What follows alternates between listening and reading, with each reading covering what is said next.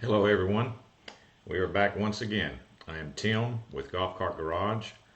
I am a technician here at Golf Cart Garage. I'm a member of the Gearheads On Demand service that we offer.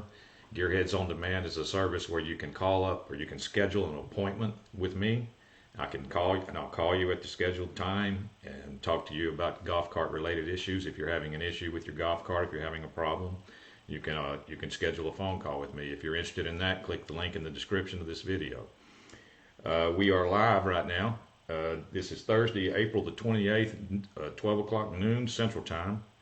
Normally we are live on Facebook and YouTube. They're working on the YouTube channel. Today we're just live on Facebook. They're having to do some maintenance on the YouTube channel right now.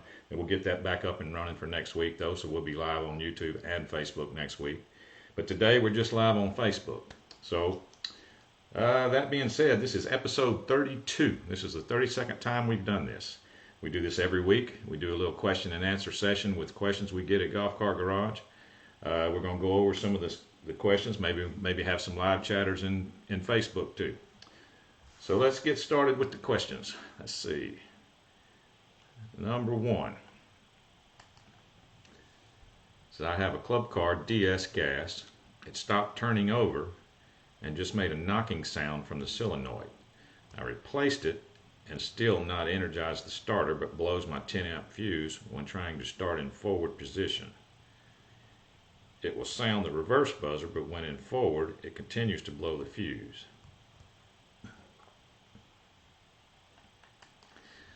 I actually remember talking to this man this week. We talked about several possibilities, and turns out he replaced his solenoid. And when you replace the solenoid, you have to be very careful about one thing. You know, the solenoids sometimes have a diode that goes in between the small post on the solenoid. A diode is a electrical limiting device that only allows electricity to flow one direction. Okay? If that diode, if you put it back on backwards, it can cause some problems. It can cause fuses to pop. It can cause micro switches to burn out. It can cause lots of things. So anyway, he was going to check that because he thinks that was a possibility that he did do that. So I haven't heard back from him. So hopefully he got his problem resolved. Let's see, number two. All of a sudden, the cart went from going 25 miles per hour to crawling at 6 miles per hour. Batteries are fully charged. Think it is the speed sensor. What do you think? Well, that is the classic symptom of a speed sensor. You get on the cart, you take off, everything seems normal. It'll take off, you put your foot to the floor. Golf carts are actually designed to be run wide open, by the way. A lot of people don't realize that. They run better. They run cooler when you go wide open than you do when you try to crawl around slow. So anyway, you got your foot on the floor, takes off, and within the first 10 yards or maybe even less, it'll drop down to a crawl, even though your foot's on the floor, and it'll just crawl. That's the classic symptom of a speed sensor fault. And so that's probably what it is. So you're on the right track for sure. Let's see, number three. I have a 2000 EZGO electric cart. I have problems with moving along at about half throttle. Press accelerator to speed up and it dies. Wait a few minutes, hit the accelerator pedal and it goes again for a few minutes and cuts off again. Changed throttle sensor, but did not correct the problem of dying when you hit the accelerator.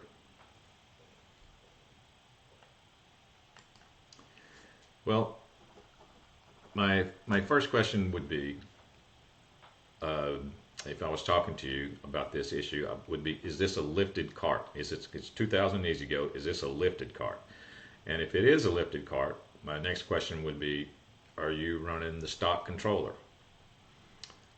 Because what you're describing would be known as thermal shutdown, is what the controller does. The controller gets to a certain point in heat and temperature, and then to protect itself, it shuts itself off. I've talked about this before a few times, but it will only do that so many times before it's not going to come back on anymore, and the controller will be burned up. So that would be, I'd want to know if we're talking about a completely stock cart, because you did mention riding around at half throttle too, and I just previously said golf carts actually like to run cooler when you go faster. You know, so half throttle and a lifted cart combined could be causing your controller to heat up way too much. So You might have to upgrade your controller in order to alleviate this problem. If that's what it is, if your car is lifted. Now, number 4. I have a 2005 electric EZGO. When you put in forward or reverse, there is a delay till you hear a click. When you're underway, it's okay till you stop and shut down.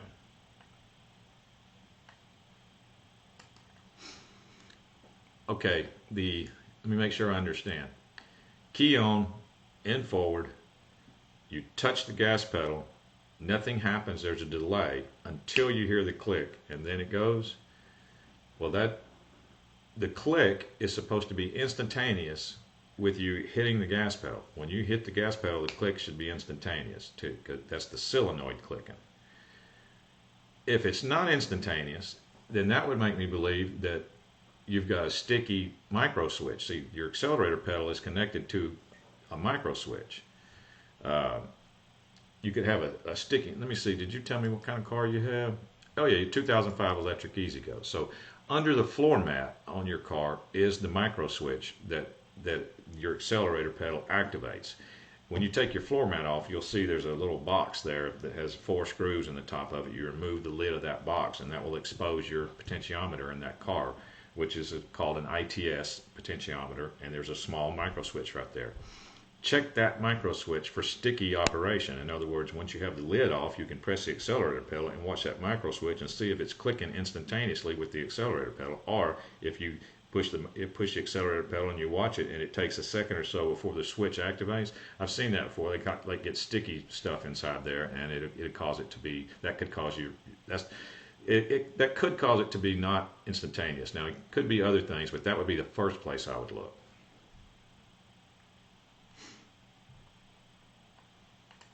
Let's see, number 5 is from Garrett. I have a Yamaha G19 and I put a 6-inch lift on it, and now the back frame sits at a steeper angle. Do you have something to correct this?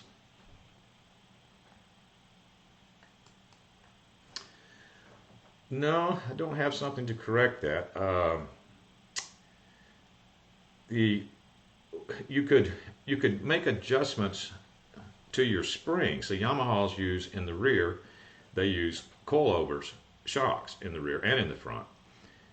Maybe your shocks in the front are worn. Maybe your front's sitting lower than it should. You know, you could raise your front up and it'd be evened out. Or you could take your springs off of your shocks in the rear, have them modified. Like maybe cut your, if you got heavy duty ones on there, you know, that may be an issue too. Just put the regular ones on there. But if it has just regular shocks with regular coilovers on there now, maybe you could have somebody cut a little bit off of them that'll lower your rear just a little bit.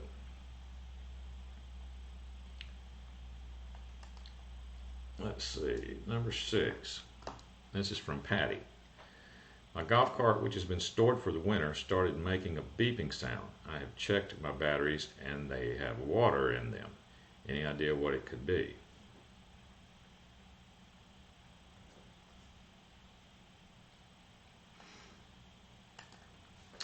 The beeping sound, that's going to be your reverse buzzer, I would think. I mean, is it possible that you could have gotten water, or even though it was in storage, could water have gotten somewhere in the golf cart that it wasn't supposed to get, maybe?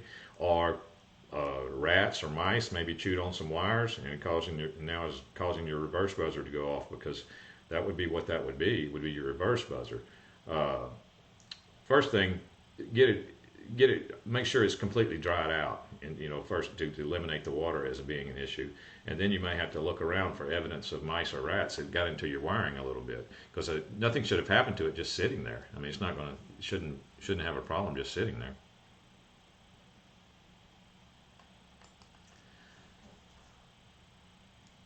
Number 7 is from Patty. Do you have to change your shocks when lifting an EZGO cart? No, you don't have to change your shocks. When you put a lift kit, they do one of two things usually. The majority of them. Some lift kits some very expensive lift kits may come with their own shocks or something like that, but just generally 90-something% of all lift kits, they either relocate your shock mount to a higher spot, or they include some type of bracket that raises the shock mount to a higher spot. So no, you don't have to change your shocks.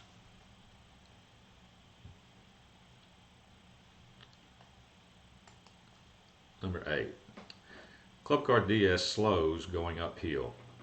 Well, a bad solenoid our solenoids make the cart slow going uphill. Club car DS. Well, it depends on what year we're talking about. It would not. I wouldn't think that it would not make the car go slow uphill on the more modern years, like the last 20 years of golf carts. The solenoid wouldn't be causing that. But if we're talking about the 5-solenoid system that was way back, like in the late 80s, or you said club car DS, but I don't know what year. If we're talking about the 5-solenoid system, then definitely a solenoid going out would definitely cause you to be slow going up hills.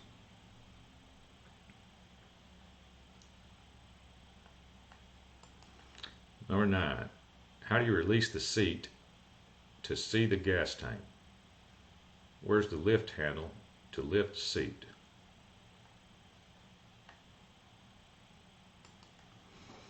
Well, we must not be talking about a golf cart. We must be talking about some type of maybe one of the utility vehicles from one of the golf cart companies, because EZGO, Club Car, and Yamaha, all three, they make golf carts, yes, for the golf course, but they also make utility vehicles, or utility type vehicles with a bed on them, and sometimes those have a different configuration on how to lift the seat. But just a regular golf cart, you just grab the seat and you just lift it up. It just goes back and forth. Now, on some of those utility vehicles, there's a handle on the side that you have to pull, and you raise the bed. The bed would raise up. It might maybe not even necessarily the seat at all. It might not raise up. It may just be the bed to give you access to the gas tank and the engine. So that might be what you're talking about there. You could be missing the handle, because they're usually pretty obvious. The little handle sticks out. Okay, number 10. This is from Steve. Cart is a 2013 Club Car Precedent. Cart is surging and very slow. What parts do I need to fix?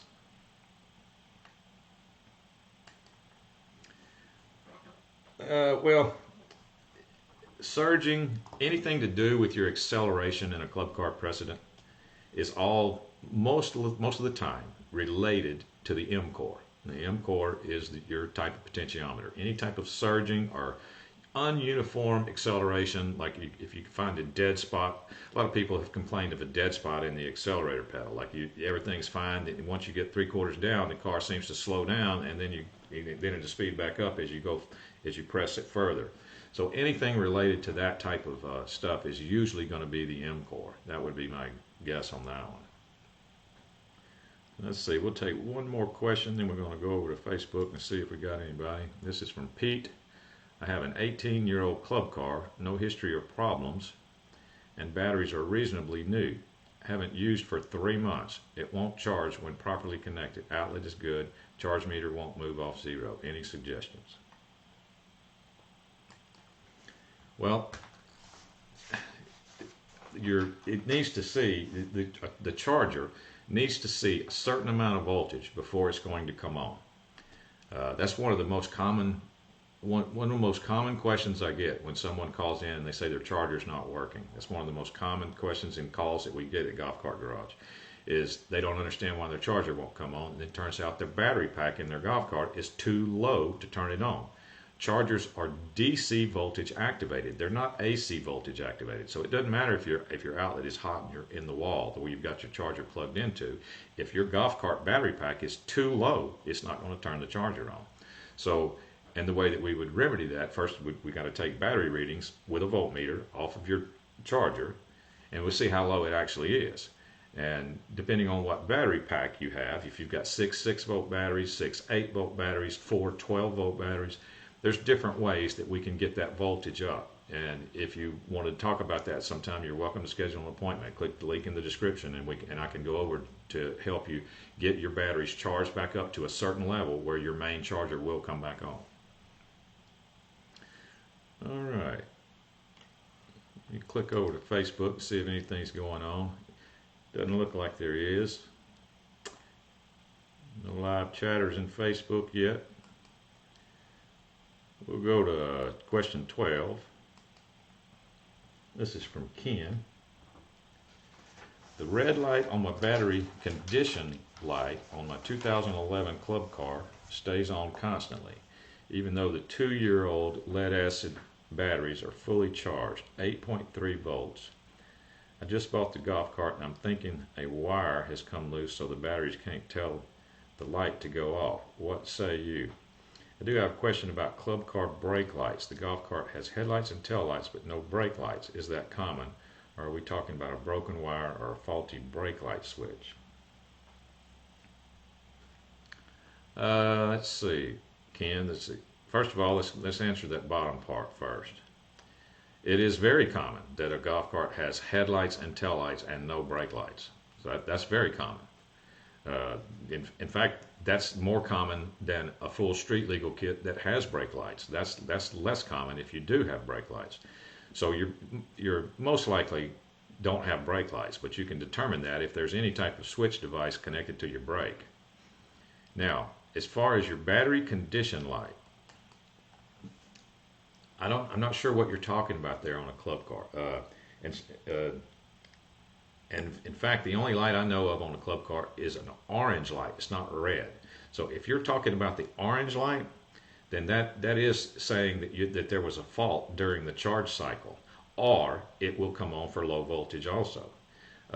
If you've got 8.3 across the board, it's not on for low voltage, but it could be on for an interrupted charge cycle. In other words, during the charge cycle, the electricity blinked, or electricity went off. Then the next day you come out there and that light will be on, the dash light. Now, the way that is set up, after you complete another charge cycle, it'll clear itself. It should go out if that's what we're talking about. So drive the cart, plug it back in, make sure it goes through a full charge cycle, and that light should be out if we're talking about the orange light. Now the red light, I don't know what you're talking about, if it is a red light. Let's see, number 13. I own a Yamaha electric golf cart, about 12 years old. Was in the garage for winter and charged the battery. Reverse switch beat, but golf cart won't move. No response on pressing the accelerator. Can you guide me to what the problem might be?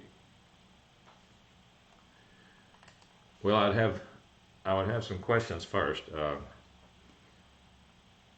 Of course, I would want battery readings just to make sure that your batteries are okay, because I need to eliminate that right off the bat to make sure your batteries just aren't too low. If that's eliminated, then I would have a question about, does the solenoid click? If the solenoid does not click, then we got to figure out why. It could not click because of batteries being too low, or it could not click because the pedal stop switch, which is under your floor mat on that particular car, is not activating the solenoid. That closes the circuit to the solenoid. So I would have some questions about that first. All right, let's see, number 14. I have a 3-year-old onward club car and it's too slow and batteries run down, resulting in me barely making 18 holes. What can I do to increase the speed and get batteries to go 36 holes?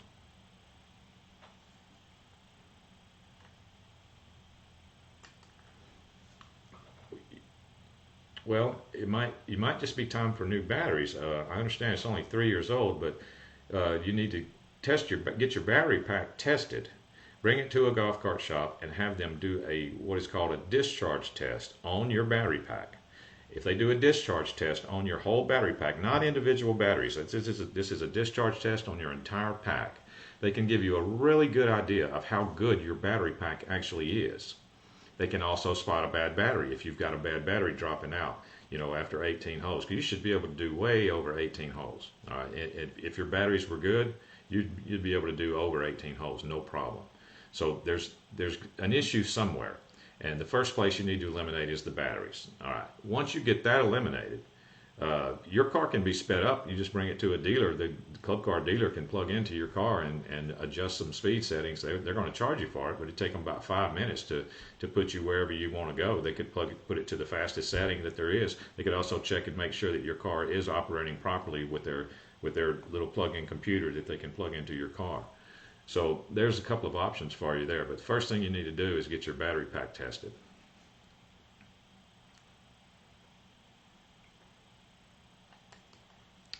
Number 15. My golf cart's been sitting a few months. When I plug it into the charging light doesn't ever come on. I've never had this problem before. Any ideas?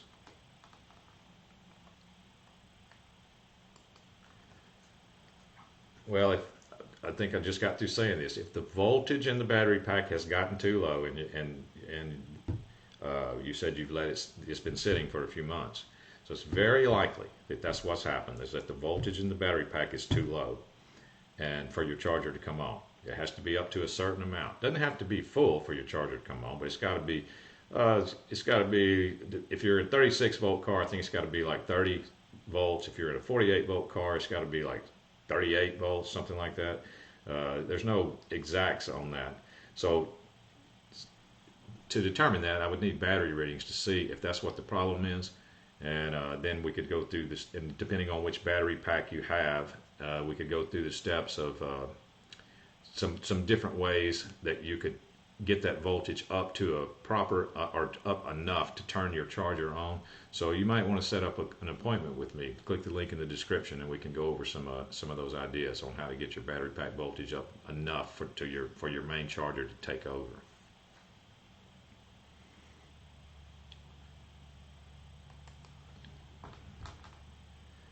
All right, number 16 is from Ron.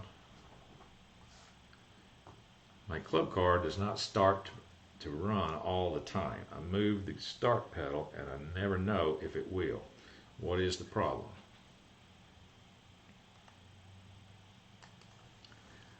Well, it could be that the first thing that you want to check is, are you getting power to your solenoid?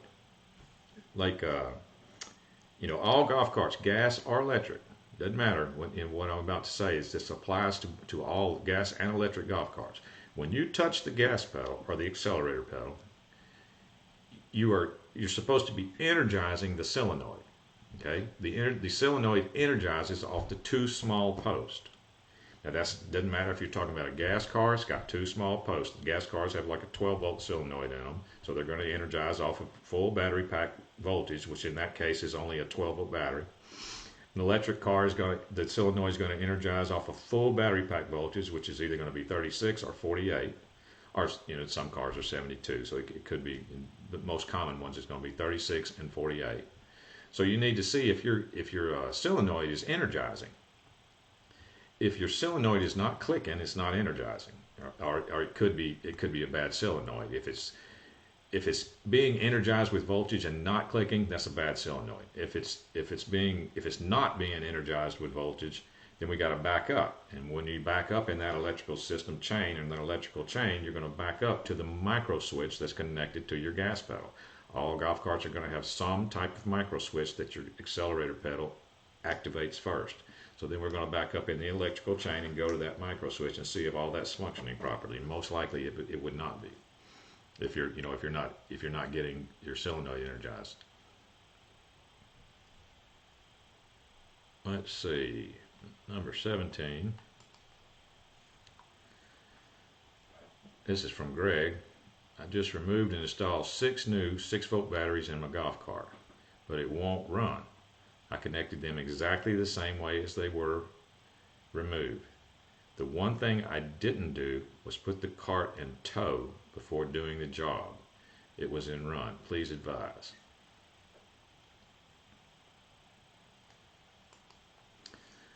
Well, I wish you had put it in tow before you did it.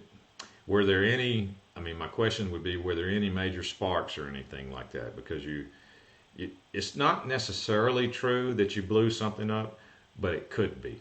I mean, it's always recommended to put it in tow when doing any type of battery work or removing cables and reconnecting cables on a golf cart that has a tow maintenance switch. You could have blown, in certain year cars, you could have blown the reed switch in the charging receptacle if it has a reed switch. If your particular car has a reed switch or not, you could have blown the controller, which would be bad. So I would have some more questions for you before we could go, before I know which direction to go. You know, if it ran, I'd have questions like, did it run? Everything was fine before you did the battery job? I mean, because if that was the case, then the battery job should not have affected that. You definitely could have popped something. Okay, let's see. Number 18. I'm trying to determine if a new muffler will resolve exhaust fume issues on my Yamaha G19. I get that one a lot too, about fumes, exhaust fumes. The exhaust system, or the muffler on a golf cart, it exits under the car. You know, it's not like an automobile for some reason. They don't make them exit out the rear, you know, the rear of the car. They exit under the car. So you're sitting right on top of where it's exited. I never really have understood that. I don't know. Some people have actually gone through the trouble of putting a small extension on the end of the muffler and running it out the side of the car, because it's like cars that have an enclosed cab on them. Like if you have a gas car with an enclosed cab, that's kind of a recipe for disaster, if you ask me, because you're sitting on top of the exhaust system that's exiting under the car, and if you're not moving very fast, you know, it's not getting out of there. So I understand what you're saying, and if your fumes are too bad, you know, you could try the muffler change. You could try to change the exhaust. If it's an older car, got a lot of hours on it, it could have a lot of built up gook and carbon and inside that exhaust system, and a new one may help. But it also could be a carburetor issue. You know, if it could be running too rich, and you could change out the jets and try to get it to run a little bit leaner, and maybe that would help too. Let's see, number 19, this is from Frank. I have a 2013 club car Precedent with a 48-volt system. I am noticing my battery gauge drop to about 50% after about 2 miles or less. This is a noticeably faster battery drain than I recall recently.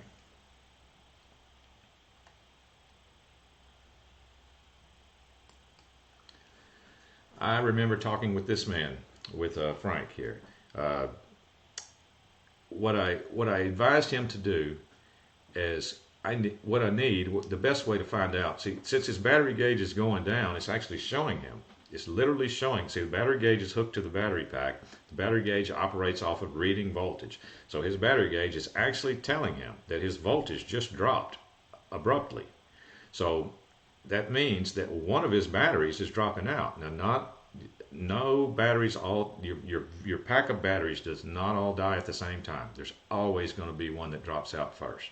They're never going to die at the same time. You could have one cell that's weak in one of those batteries, just one cell, not even the whole battery, just one of those holes that you put water in. That's considered a cell. That's actually considered a 2-volt battery. A lot of people don't realize that cell is literally a 2-volt battery, and that whole battery is connected in series. Each of those cells is connected in series with each other to form a 6-volt battery, or if it's got 3 holes in it. If it's got 4 holes in it, those 2-volt batteries form an 8-volt battery. If it's got 6 holes in it, that's a 12-volt battery. Anyway, my point is that what I advised him to do was, as soon as he sees that 50% drop, that's when I would want battery readings off of his batteries. Like, take his voltmeter with him and then wait for that 50% drop and then take a reading. You might be able to find the one that's, you know, this a lot lower than the rest of your batteries that way. Let's see. Looking over at Facebook, don't have any chatters right now. If anybody's in the live chat watching, type something in the live chat so I know you're there. Let's see. One other thing before I forget. Go to golfcartgarage.com. Look for this logo. This is Extreme Golf Cart Makeover Season 2. Still have a chance to enter to win prizes and cash. Also, remember Gearheads on Demand service that we offer. That is where you can schedule an appointment with me to talk to you about your golf cart related issue. You can schedule a video with me where I will send you a link to your phone, and then I'll change your camera to where I can look through your camera and I can see whatever you're pointing at. It's not always necessary, but sometimes it helps. If you think it might be something I need to see in order to help you, or if you just need to speak with me, just schedule a phone call. Click the link in the description to do so. I'll check one more time over on Facebook. Oh, and we got somebody. Carlos Alvarez. What's up, Carlos? Hello. Carlos Alvarez's YouTube channel still down. Yes, it is. As far as I know, they're working on it. That's why we're only live on Facebook today, because they're working on the YouTube channel. It is still down as far as I know. Let's see. That's going to be about it for today. We will we'll be back next week. I usually try to come up with a tip, and this week's tip might be unusual, but some of you will understand. First of all, kids love golf carts. They love golf carts. Now, this is something I've learned over the years from experience. I owned a golf cart shop, and I had a lot of children come in and out of my shop, and I've been around. I've watched children's reaction. I've given kids rides on golf carts. You know, I've got some really fast golf carts. They love going. But there's something you need to keep in mind. Children watch you. They observe everything you do. They watch you. They watch you when you get in your automobile. They watch you take your keys out. They watch you use the key fob. They watch you on your cell phone. That's all they do. You know, when they're young, they're just observing everything you do. So don't think they won't get on your golf cart and touch that gas pedal when it's sitting in the garage and you left the key in it. So there comes the tech tip. Anytime you leave your golf cart alone, if there's any possibility of small children being around, the golf carts are very heavy. They can be very dangerous. If there's any chance of small children being around, take the key with you. You won't regret that. You know, don't let something happen that you will regret. Take the key. I've had a golf cart go down an embankment into a pond. Luckily, nobody was hurt except for the golf cart. But it was a 3-year-old girl got on it, and she stomped the gas pedal and turned the key, and luckily her dad got her. So anyway, avoid anything like that. And the easy way to do that is take the key out if you think there might be children around. Let's go back to Facebook and see. Carlos Alvarez gave a thumbs up. Yep. All right, that looks like about it. All right, we will see everybody next week. The garage is now closed.